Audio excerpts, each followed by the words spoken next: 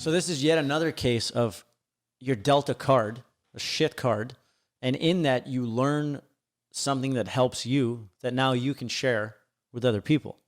So all these experiences and hardships throughout your life gave you opportunities to learn stuff that most people will never learn because they never under that specific kind of stress, whether it be asthma or whether it be back pain or whether it be whatever.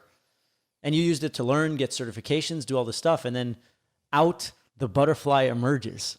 Yeah, but it was a process, you know. And, well, I'm sure, and it's not always. Yeah. It's not like doesn't sound so pretty, like so pretty and beautiful. No, it's like your question probably your fucking life every day. Oh. What the fuck am I doing?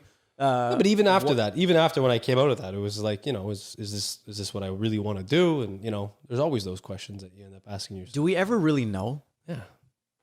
Do we ever really know what we want to do? It's just like what can I do? It's like not what do I want to do? What can I actually consistently do? That's what I'm trying to figure out. Are you having fun with what you're doing? Yes, I am. Look what we're doing, man. Isn't this amazing? Yeah. Does this feel like a lockdown? No. There you go. Other people, their perspective is this is a lockdown. Life is shit. Right now, everything's been taken away from me. Yeah. Right? I'm going to work. Even when I wasn't going to work, I was at home and I was doing things online. Yeah, it was a transition. It was tough, but I'm still doing what I love to do. You know? Are you enjoying what you're doing? You know? Are you surrounded by the people that you want to be surrounded by? Right? Like the fact that we were in a lockdown, I saw it a great time. Yeah, you don't see your friends so much. Okay. It'll come back. You know, all this stuff. Yeah, you don't see them as much. No. You don't. You have more opportunity to focus on you. Yeah, you're not as wasteful. You know? There you go. Like when I was in LA, like over the last year and a half, just going back and forth, like I was on a wave. Mm-hmm. But when you're on a wave, you're not really thinking about anything other than riding that wave. Mm-hmm. But when it was time to come home, I got to think about things and reconsider how I was spending my time and my money. And I was able to reconfigure myself. And like I said, I've said in the other podcast, I got this place because I didn't want to stay home all day. I love writing music and I love coming up with ideas and stuff, but I also love interactions. And so I needed a place to, first of all, leave home, work with someone else. And we were able to figure that out. Maybe it was illegal. I don't know, but fuck it. We did it. And here we are. And it led to starting the podcast. And I think the podcast is an amazing way to not only, obviously selfishly, because I love to have conversations, do that, but it's showcase amazing people that are in my life who are epic and who otherwise wouldn't be seen by the world, right? Like I always, since for years and years, I'm like, oh, you should start a podcast or you should do these videos. You should do this. But really, I was just projecting what I needed to do. That's it. What I needed to fucking do. That's why. And now I'm here and like, I want to continue to do this. I've chosen a path in life that is absolutely, there's no real plan. There's no like, if you do this for 3 years, this will happen and you'll make this much. I have no idea. No plotted course. No, I'm going on pure good vibes. I have afforded myself the ability to have this freedom here by luck of the Irish. And I think that if I just continue to do this and continue to have amazing people on and continue to bring these stories to people, I don't know. I think I'm going to be having fun. My guests will be having fun. And I think the people watching it having a lot of fun. Will have fun. They'll learn it and they'll be greasing the groove, as you would say. They're the groove. Like they're in the vibe. That's why I think podcasts are so great because you immerse yourself. It's like you're sitting at the table with the people, right? Like when I watch any podcast, I watch a shitload of Rogan. Obviously, look at the setup and look how we're doing it. Look at my haircut. Fuck, you even look like Joe Rogan in 1996. That's insane. But long story short, there's no real plan other than I know it will lead me places. Mm-hmm. I know that I'll be able to reach out to people that I never would have reached out to. It gets me out of my box. Well, you have the space to. You've set up so you have the space to, right? If you had all other stuff and distractions, you wouldn't have the space and opportunity to allow that. Yeah, and now that I've gotten the machine going, because it's a commitment thing, and I've always had commitment problem. Always. Like I never wanted to commit to anything. Like I did every time I did make a commitment, like in my company when I was running it, I committed to wanting to make it better. I never had the intention of selling it. But it led me to a path where it just happened to sell itself, really. Which was great, but it's like whatever you commit to leads you somewhere that you don't think. But you can only get to where you need to go that you don't know what it is if you commit to going in a certain direction, right? Yep. And so starting this thing is like starting the machine.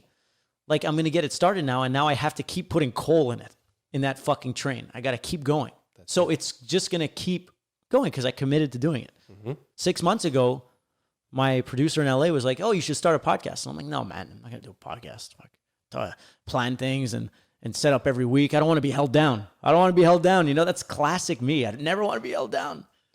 But now through this fucking pandemic, it's opened my eyes to say, well, bro, you got nothing else to do, so you might as well do it.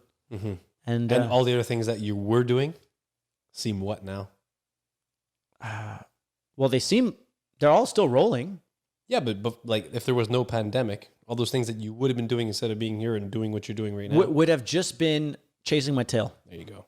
Just chasing my tail. This is a big thing for people, right? Having the opportunity right now to look at themselves and look at their life and look at, what is their purpose? What is their, passion? What are they passionate about? Because they have the time now. Yeah. What are you doing with the time you have? Are you learning something? Are you sharing something? Are you growing? I think it's a time for mass growth. Because like, let's say all the learning that you experience and all the next levels. So you need another coffee? I love coffee. You had 9 coffees today. No, you went low today. Low today. I know I was on the show. Yeah, you knew earlier. The show. Yeah, the show. That's what it is. So throughout your experience, every time there was a massive amount of growing happened through a hardship. Same with me. All that growing. So that's it. If on a mass scale, like this pandemic is like putting people out of their jobs or making people stay at home or making people really think about their lives, it's going to be torment, like your back pain in the present. But the result of it, people are way stronger than they think. They're way more talented. They have way more balls. They have, but we do the beauty and the bad part of living in such a safe, prosperous, abundant world is that you never really see the edge. They got to commit. But now, like, they have no choice. Like, you didn't learn about all your stuff because you're just like, oh, this would be a good idea. They got to commit to making the choice. Yeah, but I think the stages of contemplating it, right? Yeah. Sometimes they'll think it, right? But they won't make the choice to actually do it. But I think now people are being pushed to action because they have no choice. A lot more, 100%. It's a survival. It's like, do or die. But that's a beautiful thing because it shows you your true colors. Yes. And so it's like a fasting period where the weak cells, and I'm not saying the weak people, I'm saying the weak cells within the people are dying off because the strong ones are learning to prosper. And they're going to get that confidence and that clarity to be able to push to their next level. And I think it's going to be a mass growth, awakening, whatever, for people to see what they really got. Yeah, and there's a couple of things that I personally think that people need to be thinking about how they choose to bring it into their life right now, is that when they are at home, which is, I don't know how much of the population is, but a lot, right? Second waves happening in Europe and here, and people are at home. What are they consuming at home, right? I'm talking about consumption. Yeah. Which... because you are what you... consume. Yes. Right? So from, television to, the type of food to the conversations you're having to... whatever it is, all that stuff, which is affecting the gut, the subconscious mind, your true motivator. Right. 95% so if the consumption is shit, the output will be shit. The choice won't happen. You won't be able to commit to that choice. So there has to be some sort of or rock bottom or something to really happen where people are going to be like, yeah, and if not, it's like it is what it is. Yeah, it's not everyone's going to hit that rock bottom. Like the people who are starting businesses now, it's because they're put in a position where if they don't do that, they're done. Right? So it's like, if people are not rising to the occasion, it means things are not bad enough.